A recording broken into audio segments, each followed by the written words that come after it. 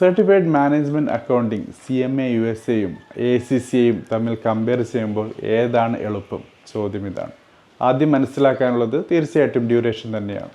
CMA USA complete ചെയ്യാൻ 6 മുതൽ 12 മാസം വരെ സമയമെടുക്കുമ്പോൾ ACCA-യുടെ കാര്യം എന്നുള്ളത് തീർച്ചയായിട്ടും 2 മുതൽ 3 വർഷം വരെ ഡ്യൂറേഷൻ വരുന്നു എന്നുള്ളതാണ്. ഇതിൽ 2 വർഷത്തെ മാൻഡേറ്ററി വർക്ക് എക്സ്പീരിയൻസും അതോടൊപ്പം നമ്പർ ഓഫ് പേപ്പേഴ്സ് എക്സാമിനേഷൻ പാസ്സാകുന്ന കാര്യവും ശ്രദ്ധിക്കേണ്ടതായിട്ടുണ്ട്. രണ്ടാമത്തത് തീർച്ചയായിട്ടും എത്ര പാർട്ട് എക്സാമിനേഷൻസ് ആണ് CMA USA-ക്കുള്ളത്? 2 പാർട്ടാണ്. ACCA-യുടെ കാര്യമാണെങ്കിൽ 13 പേപ്പേഴ്സാണ്. ഡിഗ്രി കംപ്ലീറ്റ് ചെയ്ത ആൾക്കാർക്ക് നമ്പർ ഓഫ് പേപ്പേഴ്സിൻ്റെ കാര്യത്തിൽ ഇളവുണ്ട് എന്ന കാര്യവും മനസ്സിലാക്കുക. മൂന്നാമത്തത് പാസിംഗ് പെർസെൻറ്റേജ് ആണ്. ACCA-യുടെ കാര്യമാണെങ്കിൽ 40%, അതായത് 40% പാസ്സാകുന്നവരുടെ ശതമാന കണക്ക് എന്നുള്ളത്. CMA USA-യുടെ കാര്യമാണെങ്കിൽ 45 to 50% എന്നുള്ളതാണ്. ഇവിടെയും CMA USA ആണ് മുന്നിട്ട് നിൽക്കുന്നത്.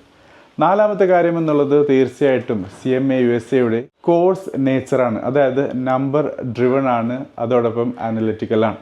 ACCA-യുടെ കാര്യമാണെങ്കിൽ ടാക്സേഷൻ, ഓഡിറ്റിംഗ്, അക്കൗണ്ടിംഗ്, ലോ പോലുള്ള തിയോറിറ്റിക്കലായിട്ടുള്ള എക്സ്റ്റൻസീവ് സ്ട്രക്ചറാണ് നിങ്ങൾക്ക് കാണാൻ സാധിക്കുന്നത്. അഞ്ചാമത്തെയും അവസാനത്തെയുമായ കാര്യം എക്സാം ഫ്ലെക്സിബിലിറ്റിയാണ്. CMA USA എന്നുള്ളത് കമ്പ്യൂട്ടർ ബേസ്ഡ് എക്സാമിനേഷൻ ആണ്. അതോടൊപ്പം എക്സാം വിൻഡോ എന്നുള്ളത് ത്രൂ ഔട്ട് അവൈലബിൾ ആണ്.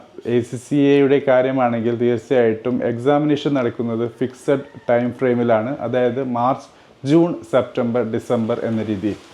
ചോദ്യം വീണ്ടും റിപ്പീറ്റ് ചെയ്യുകയാണെങ്കിൽ CMA USA ആണോ അതല്ല ACCA ആണോ എളുപ്പം ഏതാണ് എങ്കിൽ തീർച്ചയായിട്ടും മനസ്സിലാക്കാനുള്ളത് എളുപ്പത്തിൻ്റെ കാര്യത്തിൽ CMA USA തന്നെയാണ് ഒരു പടി മുൻപിൽ.